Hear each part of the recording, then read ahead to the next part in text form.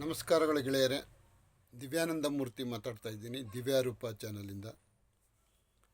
ಈ ದಿನ ನಾವು ಜೀವನದಲ್ಲಿ ಸದಾ ಸಂತೋಷವಾಗಿರಬೇಕಾದ್ರೆ ನಾವು ಮುಖ್ಯವಾಗಿ ಯಾವ ರೀತಿ ನಮ್ಮ ಜೀವನ ಶೈಲಿಯನ್ನು ಅಳವಡಿಸ್ಕೊಳ್ಬೇಕು ಅನ್ನೋ ಎರಡು ಮಾತುಗಳನ್ನು ನಿಮ್ಮ ಮುಂದೆ ಹಂಚ್ಕೋತಾ ಇದ್ದೀನಿ ಗೆಳೆಯರೆ. Happiness is A state of mind ಅಂತಾರೆ. ಸಂತೋಷ ಅನ್ನುವುದು ಒಂದು ಮಾನಸಿಕ ಸ್ಥಿತಿ. ನಮ್ಮ ಮನಸ್ಸನ್ನು ಅತ್ಯಂತ ಅದ್ಭುತವಾಗಿ ಇಟ್ಕೊಂಡ್ರೆ ಅದನ್ನು ಯಾವಾಗಲೂ ನಾವು ಸಂತೋಷದ ಮನಸ್ಥಿತಿಗೆ ತಗೋಬೋದು ಗೆಳೆಯರೆ. ಮನಸ್ಸಲ್ಲೇ ನಾವು ಸ್ವರ್ಗವನ್ನು ಸೃಷ್ಟಿಸ್ಕೋಬೋದು, ನರಕವನ್ನು ಸೃಷ್ಟಿಸ್ಕೋಬೋದು ಅಂತ ಹೇಳ್ತಾರೆ. ನೋಡಿ, ನಮಗೆ ಯಶಸ್ಸು ಸಂತೋಷ ತರುತ್ತೋ ಇಲ್ವೋ ಗೊತ್ತಿಲ್ಲ, ಅದು ತರಬಹುದು ತರದಿರಬಹುದು. ಆದರೆ ಸಂತೋಷವಾಗಿರೋ ಮನಸ್ಥಿತಿ ಯಶಸ್ಸನ್ನು ತಂದೇ ತರುತ್ತೆ ಅಂತ ಬಲ್ಲವರ ಅಭಿಪ್ರಾಯ, ಜ್ಞಾನಿಗಳ ಅಭಿಪ್ರಾಯ.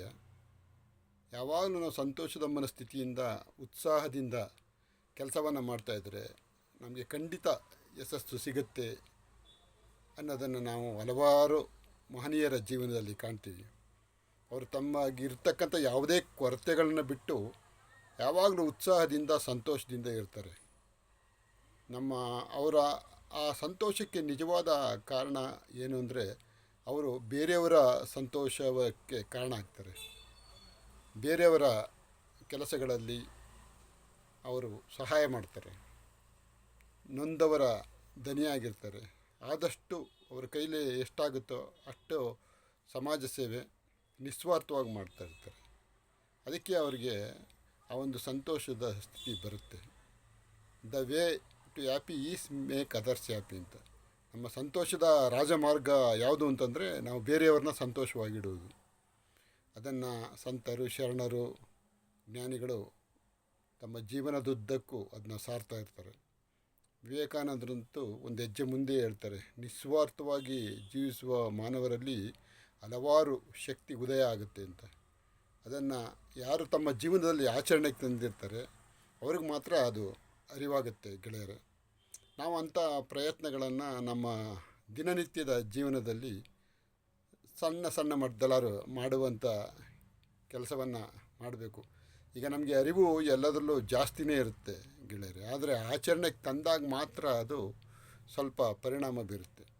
ನಾವು ಎಷ್ಟೋ ವಿಚಾರಗಳನ್ನ ತಿಳ್ಕೊಂಡಿರ್ತೀವಿ ಥಿಯರಿಟಿಕಲಿ. ನಾವು ಪ್ರಾಕ್ಟಿಕಲಿ ಅಂದರೆ ಪ್ರಯೋಗಾತ್ಮಕವಾಗಿ ನಾವು ಅದನ್ನು ಆಚರಣೆಗೆ ತಂದಾಗ ನಮಗೆ ನಿಖರವಾದ ಫಲಿತಾಂಶ ಸಿಗುತ್ತೆ. ಆ ಥರ ನೋಡಿದಾಗ ನಾವು ಬೇರೆಯವರನ್ನು ಕೂಡ ಸಂತೋಷವಾಗಿಟ್ಕೊಂಡು ನಾವು ಕೂಡ ಸಂತೋಷವಾಗಿದ್ದು ನಮ್ಮ ಕೆಲಸಗಳು ಸುಲಲಿತವಾಗಿ ಸಾಗುವ ರೀತಿ ಮಾಡಿಕೊಳ್ಳೋದು ಒಳ್ಳೆಯ ನಡೆ ಆಗುತ್ತೆ ಅಂತ ನನ್ನ ಅಭಿಪ್ರಾಯ. ಯಾಕೆಂದರೆ ನಾವು ಉತ್ಸಾಹದಿಂದ ಮಾಡಿದ ಯಾವುದೇ ಕೆಲಸ ಎಷ್ಟೇ ಕಷ್ಟ ಇರಲಿ ಹಗುರ ಅನಿಸ್ಬಿಡುತ್ತೆ ಗೆಳೆಯರೆ. ಅದರಿಂದ ನಾವು ಮಾಡುವ ಯಾವುದೇ ಕೆಲಸ ಇರಲಿ ನಾವು ಅದನ್ನು ಪ್ರೀತಿಸಬೇಕು, ಅದರಲ್ಲಿ ಸಂತೋಷ ಇರುತ್ತೆ ಅಂತ ತಿಳ್ಕೋಬೇಕು, ಉತ್ಸಾಹದಿಂದ ಮುನ್ನಡಿಬೇಕು. ಆಗ ಒಂದೊಂದೇ ಹೆಜ್ಜೆ ಮುಂದೆ ಹೋಗ್ತಾ ಇದ್ದರೆ ನಮ್ಮ ಜೀವನದಲ್ಲಿ ಬೆಳಕಿನ ಆಶಾಕಿರಣ ಬಂದೇ ಬರುತ್ತೆ ಅನ್ನೋ ದೃಢ ನಂಬಿಕೆ ಗೆಳೆಯರೆ. ನೀವು ಈ ಸಣ್ಣ ಒಂದು ಟಿಪ್ಸನ್ನು ನಿಮಗೆ ಗೊತ್ತಿರೋದೇ ಆದರೂ ಕೂಡ ಅದನ್ನು ಆಚರಣೆ ತರ್ಬೋದಲ್ವೇ ಅಂತ ಹೇಳ್ತಾ ನನ್ನ ಈ ದಿನದ ಮಾತುಕತೆಯನ್ನು ಮುಗಿಸ್ತಾ ಇದ್ದೀನಿ. ನನ್ನ ದಿವ್ಯಾರೂಪ ಚಾನಲ್ ಸಬ್ಸ್ಕ್ರೈಬ್ ಮಾಡಿಕೊಡಿ. ಹೀಗೆ ಸಣ್ಣ ಪುಟ್ಟ ವಿಚಾರಗಳನ್ನ ನಿಮ್ಮೊಂದಿಗೆ ಹಂಚ್ಕೊಂಡು ಹಗುರಾಗೋಣ. ಪ್ರತಿಕ್ರಿಯೆ ನೀಡಿ ಗೆಳೆಯರೆ. ನಿಮ್ಮ ಪ್ರತಿಕ್ರಿಯೆ ಬಹಳ ಬಹಳ ಮುಖ್ಯ. ಪ್ರತಿಕ್ರಿಯೆ ನೀಡಿ, ಒಳ್ಳೆಯ ವಿಚಾರಗಳು ಹರಡಲಿ. ಅದು ಒಂದು ರೀತಿ ಸಮಾಜ ಸೇವೆ ಆದಂಗೆ ಆಗುತ್ತೆ. ಜೊತೆಗೆ ಪರಸ್ಪರ ನಮ್ಮ ಭಾವನೆಗಳಿಂದ ಹಂಚಿಕೊಂಡು ನಾವು ಹತ್ತಿರ ಆಗ್ಬೋದು. ಸಂಪರ್ಕ ಮಾಡಿ. ನನ್ನ ದೂರವಾಣಿ ಕರೆ ಮಾಡಲು ನಿಮಗೆ ಮುಂದಿನ ದಿನಗಳಲ್ಲಿ ನನ್ನ ಮೊಬೈಲ್ ಸಂಖ್ಯೆನೂ ಕೂಡ ಕೊಡ್ತೀನಿ. ಜೊತೆಗೆ ನೀವು ನನ್ನ ಮಾತುಕತೆಯನ್ನು ಶೇರ್ ಮಾಡುವ ಮೂಲಕ ಹೆಚ್ಚು ಹೆಚ್ಚು ಸಬ್ಸ್ಕ್ರೈಬರ್ ಆಗೋ ರೀತಿ ಮಾಡಿ ನನಗೆ ಸಹಕಾರ ನೀಡ್ತೀರಾ ಅನ್ನೋ ನಂಬಿಕೆಯೊಡನೆ ನಾನು ನಮಸ್ಕಾರಗಳನ್ನು ತಿಳಿಸ್ತಾ ಈ ದಿನದ ಮಾತುಕತೆಯನ್ನು ಮುಗಿಸ್ತಾ ಇದ್ದೀನಿ. ಥ್ಯಾಂಕ್ ಯು ಗೆಳೆಯರೆ.